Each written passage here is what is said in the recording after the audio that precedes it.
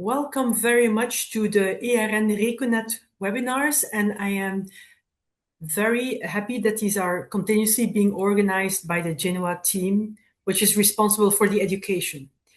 Today, we will have a webinar on the role of exercise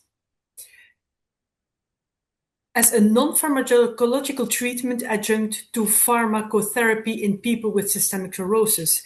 I have the honor to introduce Dr. Alexandros Mitropoulos from Sheffield Hallam University, and he will present in about 20 minutes a webinar which can be useful for healthcare providers, medical doctors, patients, and people assisting the patients. And we will learn whether there's evidence for physical therapy in systemic sclerosis, and we will be very happy to hear at the end of the webinar a patient's experience.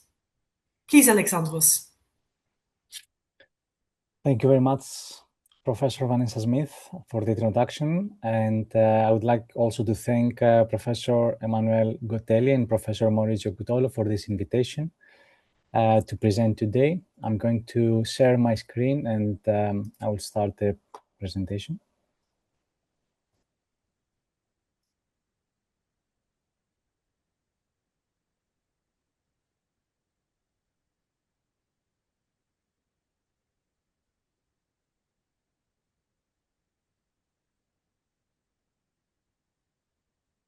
So today I'm going to talk about the role of exercise as a non-pharmacological treatment adjunct to pharmacotherapy in people with systemic sclerosis, and I'm going to present to you a series of studies that we have performed as a research group at Sheffield Hallam University and beyond in Europe. The webinar overview will be in two parts. The first part will be around the effectiveness of exercise in systemic sclerosis, and the second part will be the feasibility of exercise in systemic sclerosis, including shared experience from the patients around the exercise participation. I would like to start with a short definition. Systemic sclerosis, also known as scleroderma, is a rare connective tissue disorder with an unknown and complex pathogenesis, and the classifications are two: the limited cutaneous systemic sclerosis and the diffuse cutaneous systemic sclerosis. All of our research studies were mainly consisted of limited cutaneous systemic sclerosis patients and just a few of diffuse. So the endothelial dysfunction is central to the vasculopathy in systemic sclerosis, and the vascular injury is considered an initial event in the development of systemic sclerosis, and it could be triggered by multiple factors, including autoantibodies, infectious agents, reactive oxygen species, and idiopathic stimuli. In the early stages of the condition, the vascular damage leads to the activation of endothelial cells, the expression of adhesion molecules, the production of chemokines, and the increase in vasoconstrictors such as the endothelial-1 and von Willebrand factor. At the same time, we do have a decrease in vasodilators such as the nitric oxide and the endothelial nitric oxide synthase, which these increase in vasoconstrictors and decrease in vasodilators create a vascular tone imbalance, which leads to tissue hypoxia, intimal hyperplasia, luminal narrowing, and finally the vessel obliteration. As a whole, this vascular dysfunction will further lead later on to Raynaud's phenomenon, pulmonary arterial hypertension, scleroderma renal crisis, digital ulcers, and a lot of other systemic complications. So, how exercise could improve the vascular function? We know through the literature that exercise is able to improve vascular function, and the main triggering point is the hemodynamic stimulation, the so-called shear stress. In simple words, as we do exercise, the heart rate and the stroke volume are increased, and then the increased volume of blood through the blood vessels create this blood pressure in the walls, the so-called shear stress. This pressure then releases vasodilators such as nitric oxide and tries to open up the arteries and veins. Other than this triggering point, the short-term effects of exercise, which is the increase in production and bioavailability of nitric oxide, can also increase other markers, vascular markers, such as the VEGF, and also it can reduce systemic inflammation. Long-term effects of the exercise can also alter the structure of the caliber and increase the diameter of the blood vessel, accommodating more blood flow and a better function. One of the main factors of these structural and functional changes are due to the increase of the endothelial progenitor cells. So the aim of our studies, the first initial studies, were to assess how exercise could improve the digital microcirculation where the Raynaud phenomenon is taking place. So the question was, can an individualized exercise program improve digital microvascular reactivity measured by laser Doppler fluorometry with endophoresis? And I will explain later on our technique of how we measure it. If yes, which exercise intensity, for how long, which modality of exercise, which frequency of the exercise sessions, and which would be the overall exercise dose. The overall exercise dose is critically important to induce physiological mechanism of exercise dose response in any clinical condition. So we searched the literature and we found a systematic review and meta-analysis which assessed the impact of high-intensity interval training versus moderate intensity on vascular function. The results show that high-intensity interval training is more effective at improving brachial artery vascular function than moderate intensity continuous training. And these systematic review results of 2015 now have been confirmed again by a recent systematic review and meta-analysis in 2022, where again they confirmed that HIIT is effective for improving vascular function and has a superior effect compared to moderate intensity continuous training. One of the protocols which was quite effective was the 30 seconds of 100% in the peak power output and 30 seconds of passive recovery or very low active recovery. And this was for 30 minutes. And this was our training protocol that we applied in our research studies. Here you can see the diagram of the high intensity interval training. And as we said again, 30 seconds in the peak power output. We know the peak power output for each individual because we assessed individually via cardiopulmonary exercise testing on an arm crank ergometer, the individual capacity in the individual peak power output. And this is the next video that you're going to see. And then 30 seconds of very low active recovery or passive recovery, meaning they were doing nothing, for 30 minutes, twice per week. So in this video that I'm going to play soon, you will see the cardiopulmonary exercise testing on an arm crank ergometer in people with systemic sclerosis. During the test, the first screen that you're going to see is the breathing variables because we use the breathing analyzer to mainly assess the oxygen uptake. The second screen during the video, it's the ECG, the electrical signs of the heart during exercise. And at the end, I will show you the probe that we had at the back of our participant to assess the transcutaneous oxygen pressure during exercise. The first screen is the breathing variables. The second screen is the ECG. And this is our participant during the arm cranking incremental protocol. So during the arm cranking, we were increasing the load every minute, depending on individual's capacity. And here, if you can see, it's the probe of the transcutaneous oxygen pressure that we assessed during exercise, which is an indication of vascular function. So The first study that we performed assessed the effects of upper, so arm cranking, versus lower limb exercise, cycling, on the microvascular reactivity in limited cutaneous systemic sclerosis patients. We had 34 participants that they were randomly allocated in 3 groups, cycling, so we did as well a cycle ergometer cardiopulmonary exercise testing for this group, arm cranking, and control group.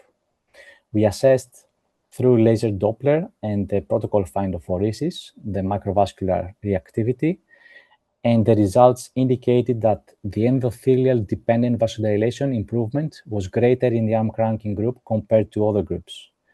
And that was our hypothesis, that the upper body arm cranking would facilitate a better improvement in the distal area, the fingers. So our results suggest that arm cranking has the potential to improve the microvascular endothelial function in systemic sclerosis patients. Knowing now that the arm cranking is better than cycling, so upper body would induce better microvascular activity for the distal area, we proceeded to the other research study where we applied also resistance training. A couple of measurements that I would like to say is the laser Doppler fluorometry that we assess the microvascular activity. Through the endophoresis protocol, you can see the acetylcholine drug with the red electrode and sodium nitroprusside with the black electrode. And we, through electrical current, we infused incremental doses and we recorded the reactivity of the endothelial-dependent reactivity and endothelial-independent reactivity. The transcutaneous oxygen pressure was applied during the exercise incremental protocol, and it showed the oxygen pressure pre and post the exercise intervention, and I'll show you the results soon. So following the upper versus lower exercise around the microvascular activity, we did perform a combined exercise. So now that we knew the arm cranking was better for the distal area, we combined it with resistance training. So we had 32 patients where we randomly allocated them to exercise and control group for 12 weeks, twice per week, supervised training, and they performed 30 minutes of high-intensity interval training, the exact protocol that you saw in the previous slide, and also they performed around 50 minutes of resistance training. More specifically, they performed 3 circles of 10 repetitions maximum based on individual capabilities, and the exercises were of the main muscle groups, chest press with dumbbells, arm lateral raise, again with dumbbells, biceps curl, triceps extension, and the hand grip dynamometer. The eligibility criteria for almost all of our studies included patients with official diagnosis of systemic sclerosis, adults able to perform the prescribed exercise, and we excluded those with severe pulmonary or cardiac conditions. The results of our study, of the combined exercise protocol study, showed that the variables around the laser Doppler fluorometry so that we had an improvement in the acetylcholine reaction, which is the endothelial-dependent reaction, and the sodium nitroprusside, which is the endothelial-independent reaction. So both of those were improved at 12 weeks compared to the control group. Also, the exercise group had an improvement compared to the control group around the peak oxygen uptake, which is the cardiorespiratory fitness indicator, and improvements in the transcutaneous oxygen pressure at 12 weeks compared to the control. One of the most important clinical outcomes of our study was the incidence of distal ulcers, and that comes from the study with the 3 groups, where we compared only the cardio exercise program, the arm cranking group, the cycling exercise group, and the control group.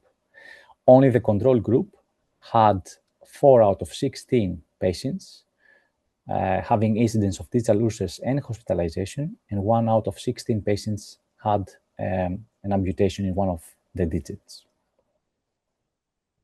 I'm leaving the published paper here. This is another study that was recently published. It assessed the effects of exercise on pain and fatigue in people with systemic sclerosis. And that was a multi-center randomized controlled trial of 6 European centers. We randomized 170 participants. We recruited and randomized. The exercise intervention group was 86, and the usual care group was 84.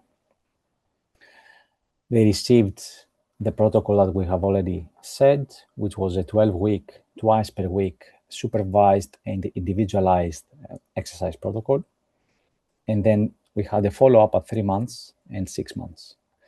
The primary outcomes of this study was pain and fatigue, that they were assessed via questionnaires, but also symptoms of depression, quality of life, again through questionnaires, and physical functioning through exercise testing.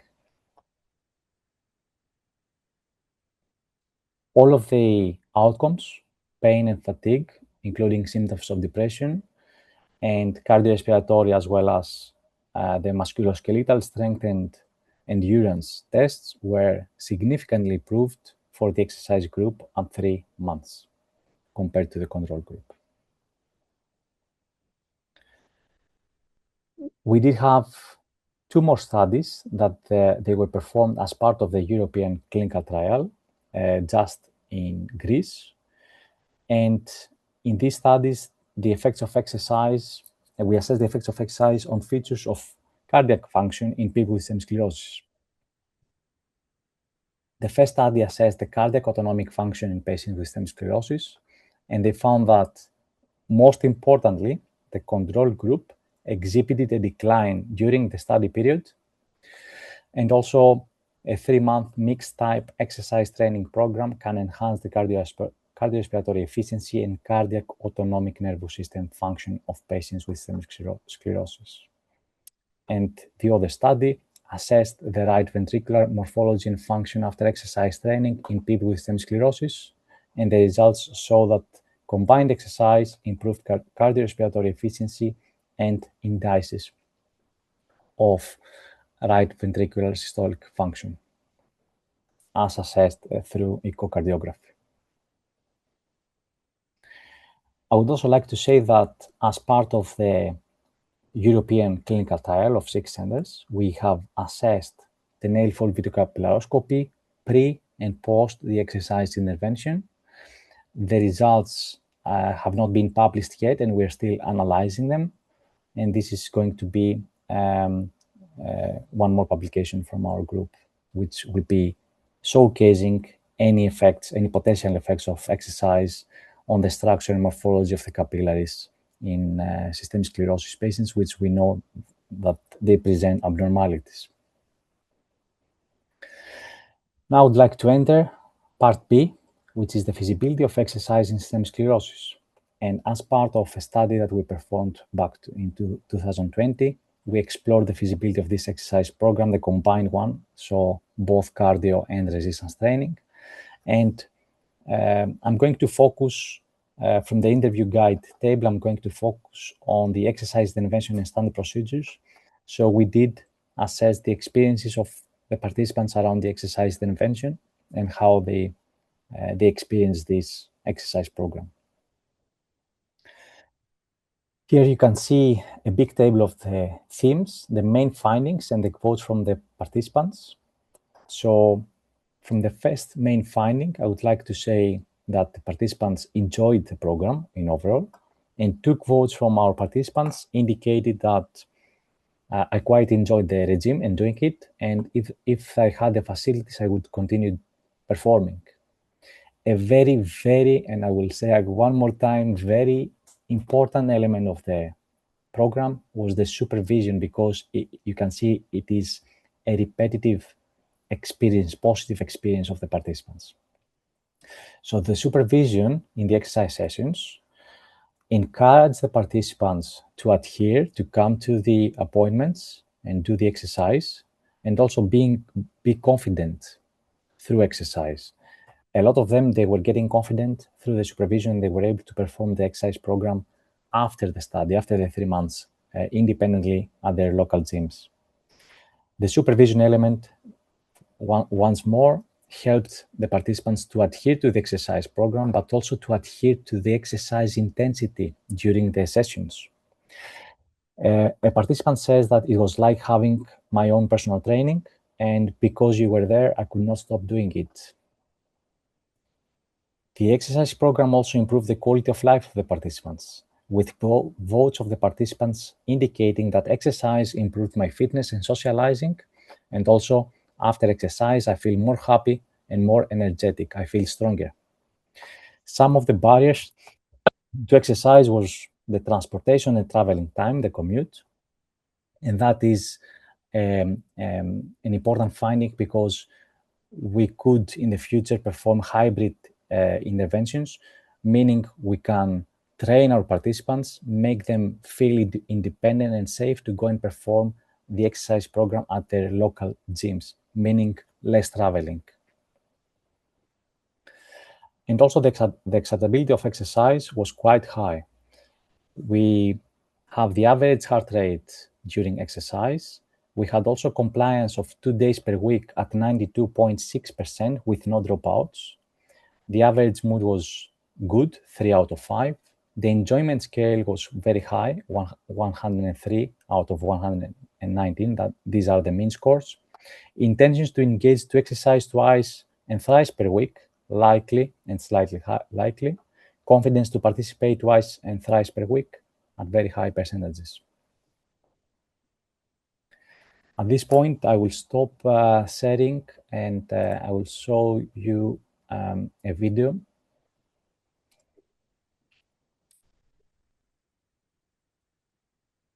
I will share the other screen.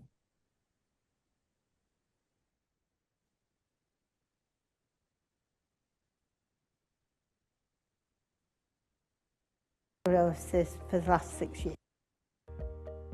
I'm Janice. I live in Sheffield and I've been diagnosed with systemic sclerosis for the last 6 years. I was always feeling tired. I couldn't explain it to anybody, just like a balloon, and balloon just goes. Now I'm very different. Since I've got on the medication and I've been doing some exercise, it's helped me immensely. I've been able to walk more. I'm doing maybe a couple of miles walking a day. I'm doing heavy housework. I'm making the beds myself, and I don't get help. I do it all on my own. To get back home after the first day, it took me an hour and a half to get home. I was really, shuffling. I thought I'd keep stopping. I thought, this is madness what I'm doing. And then the following time I went and came back and walked it. Didn't take us long. Great. And then I realised I was running down here. I really enjoyed it. After the 3 months, I still continue to exercise the best way I can. It's helped me to socialise now. I can get back to doing what I used to do. Like dancing? Dancing, my line dancing, yes. My name is John. I live in Sheffield, UK, and I was diagnosed with systemic sclerosis less than 2 years ago. I volunteered for your study and straight away enjoyed it. I enjoyed the routine of having to come to Sheffield Hallam University twice a week. It gave me a discipline for regular exercise. So I do a daily exercise with weights now, which I never did before. And I've also joined a gym, and I do swimming, which I really enjoy. But prior to this exercise regime, I would never have considered joining a gym. That was something I didn't think that I would be interested in. Well, the first thing I did was I bought myself some dumbbells so I could replicate the exercises that you'd shown me. So I tried to do those every day, and if I miss a day, there's a feeling of letting myself down. So I'm definitely into a regime, and try to get to the gym twice a week. I make the time now, and I wouldn't have done before. If you just sent me a list of exercises and a set of dumbbells, they probably would have just stayed pretty much unused.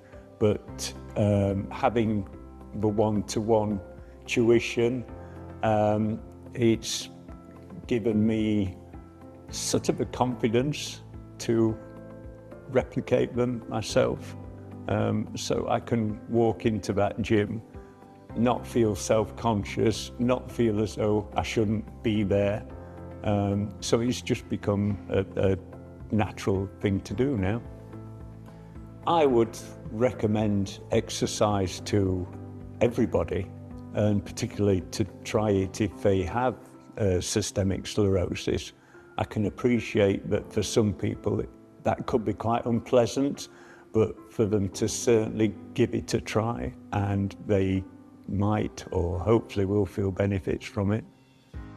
My name's Sarah, I live in Sheffield, and I've had systemic sclerosis for about 25 years.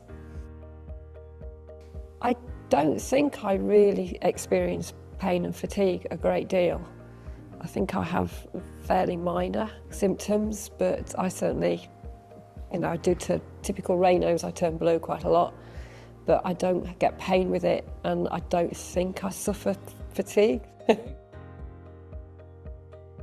My experience of the exercise intervention was quite positive. I quite like to exercise anyway, and it was a motivation for me to do a bit more. And it was good to do something a little bit different. I can't say I particularly enjoyed hand cycling. I know some of the machines were broken at some of the time when I did rowing, and I found that better, but I did persevere and do hand cycling. I found the hand cycling to be a little bit of a waste of my time, because I only exercised my arms, whereas, rowing I could do both my arms and legs at the same time, so it was more efficient for me.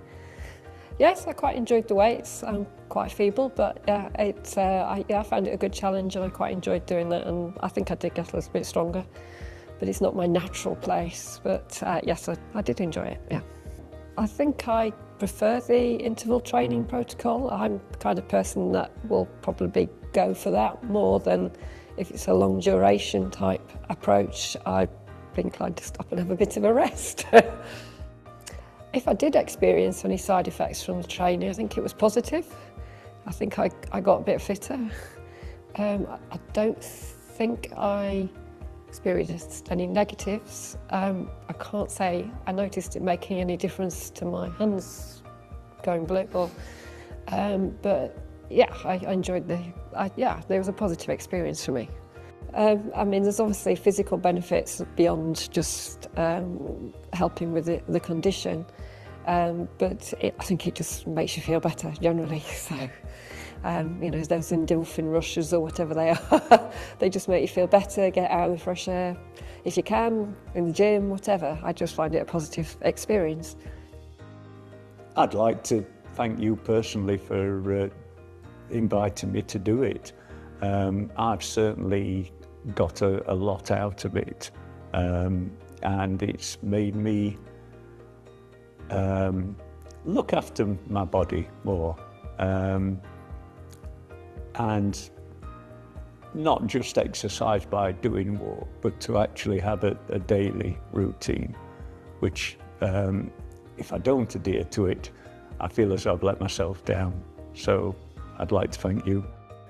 I would really recommend exercise to everybody.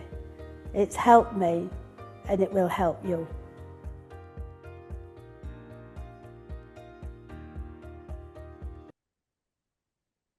And I'm going to rush straight away to the last slide, which is the summary of our studies. So I'd like to just conclude that the 12-week, twice per week, evidence-based, supervised, individualized, personalized, combined exercise program in people with systemic sclerosis has the potential to, first of all, improve digital microvascular function and transcutaneous oxygen pressure, improve features of cardiac function, prevent the development of digital ulcers. It is feasible and also oops, sorry for the noise behind me if you heard it. And also I'd like to say that it improves pain, fatigue, symptoms of depression, cardiorespiratory fitness, including musculoskeletal strength and endurance, and also improve quality of life, including social activity, energy levels, and sense of physical independence. That's everything, and thank you very, very much. Thank you so much, Dr. Mitropoulos, for sharing this evidence with us. We're all convinced that physiotherapy can help the patient concerning improvement in exercise tolerance, pain and fatigue. Of course, we have a lot of questions for you in the chat. First of all, you mentioned as exclusion criteria that some patients were excluded when they were unable to exercise, but we do see a lot in our systemic sclerosis cohorts that our patients are worried to exercise. Please, can you comment on how you assess if a patient is able or not able to exercise? First of all, because the exercise protocol that we perform, but also in general the exercise protocols, can be very flexible and actually accommodate the personal needs, preferences, and physical barriers, if we could say. It's quite unlikely that someone will not be able to perform the whole or even part of the exercise program that we can prescribe to someone to feel better, to improve their quality of life. So it is mainly, if someone is not able to exercise, it is mainly a decision from the rheumatologist who will not give the green light because of uncontrolled complications that are under examination, and they would like to explore this further before they give the green light for exercise. Thank you. This leads me to the second question. You mentioned that cardiac and pulmonological complications were excluded, but do you mean all of them or just those who are progressive and not under control? Yes, those that they are not under control and very, very severe. Very severe. A third question, and I'm combining questions here because I see lots of questions. One of the questions is, do you believe that this physical exercise, by increasing the blood pressure and blood flow, plays a role in increasing the tissue nitric oxide and reduces tissue hypoxia? I think you've shown that, so I think Yes. you will say yes on that. And another question related to that is, do you have enough evidence now that you have also healing of digital ulcers and prevention of digital ulcers? Please comment. From the systemic sclerosis studies, we do not have the evidence of healing digital ulcers because we did not recruit someone with a digital ulcer and put them into training. We do have evidence of preventing digital ulcers, as we showed in a diagram, because 4 out of 16 from the control group, so those that they did not perform the exercise, within 6 months, they presented digital ulcers and they required hospitalization. And from the exercise groups, none of the participants developed digital ulcers. From all the studies that our research group has performed with leg ulcers, and we recruited people with leg ulcers active and quite big, I would say. From this study, we do have that exercise can heal the ulcers, but this is not systemic sclerosis. It's just evident from other studies with people with leg ulcers. But in fact, all positive signals to further investigate the positive effects of these physiotherapy. Another question, we heard your patient say that if he would have been sent home the dumbbells and the instructions, that probably he would have thrown them in the garbage.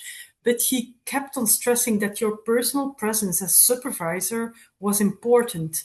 How do you envision this in Europe nowadays concerning reimbursement? Do you think that you can instruct physiotherapists with home offices to give this physiotherapy to their patients, or is this something they should go to a university center for? Because of first of all, there are a few elements that I believe are quite important in the exercise program that we perform. One of those is the supervision element. So once we have prescribed the exercise program to the individuals, but I will go just a step back, and I will say that the individualization, so exercise testing, it doesn't have necessarily have to be with the view to peak. So we make it complicated that way. But an exercise testing or an individualized needs analysis to see how the physical capabilities of the person is quite significant to individualize and potentially also personalize the exercise program. So I would like to hear the needs and preferences from the patients before we prescribe. And once we prescribe, we would like to have at least 3, 4, 5, depending on the individual, supervised exercise sessions to train the individual. A few of the patients might be able to perform independently the exercise program at their local gyms after just one supervised exercise session. Others might need a few more. So as a future implementation of this exercise program or exercise programs in general, I would say the first couple of visits will be the exercise testing, prescription, and supervision and training of the patients, and then giving locally or through each European country's government the reimbursement or a discount for patients to go to their local gyms and perform the exercise there, with follow-ups every 3 or 6 months from the clinicians and healthcare professionals. This is very clear, and you have a research center. Do you think all university hospitals or expert centers having patients with systemic sclerosis are ready for this at this very moment, or do we need to educate our physiotherapists in those expert centers concerning systemic sclerosis? Obviously, not all centers are having the facilities, the knowledge, and the resources to apply this, and that's why we would like to have a European implementation program around the exercise programs, and this is one of our goals as a research group. Some centers are already delivering exercise rehabilitation program for systemic sclerosis. Others do not even have the facilities, but this is something that we would like to work on and give more evidence about the implementation of exercise programs. I think that's a very important way to go, because I think it's a real additional help to our patients. I'm sorry, but there's more questions. One of the colleagues asks you if you suggest this exercise also for muscle sarcopenia in systemic sclerosis. Yes, so sarcopenia is something, and osteoporosis are two complications of systemic sclerosis that could be either reversed or prevented through resistance training, which is one of the elements of the combined exercise program that we performed. Something that I would like to say is that our program was mainly an upper body cardio and resistance training, but that was because our initial aim was how we could improve the fingers microcirculation. But the recommendation after the program that we did is a whole body, so including the legs, a whole body cardio and resistance training. Thank you. One last question before we close. Do you have availability of videos for patients to repeat all those exercises at home, for example, during the winter? We don't have videos, unfortunately, but there are either body weights or with the dumbbells, the exercises that we performed can be performed at home. Something that cannot be performed at home is the aerobic, the high intensity interval training, or a continuous protocol that you will either have at home a treadmill or a bike, or then if not, you will have to register to your local gym And having that in mind, the winter and the transportation and the traveling time, my suggestion is to find the closest gym to your house so as you can adhere during winter times. Thank you so much for this important work. I do hope that you can roll this out multicentrally in Europe, because there's a very high unmet need for this. Thank you again for this very nice presentation. I would also like to thank the Genoa education team, Professor Couto and Professor Cotelli, for facilitating this. I would like all of you to know that your YouTube film will be ready in a few days, and you can find it under the Reconet YouTube, as well as a full program of 2026 Reconet webinars. Thank you so much for your attention. Thank you for being here. And again, Dr. Mitropoulos, thank you so much for your very nice contribution. Thank you as well.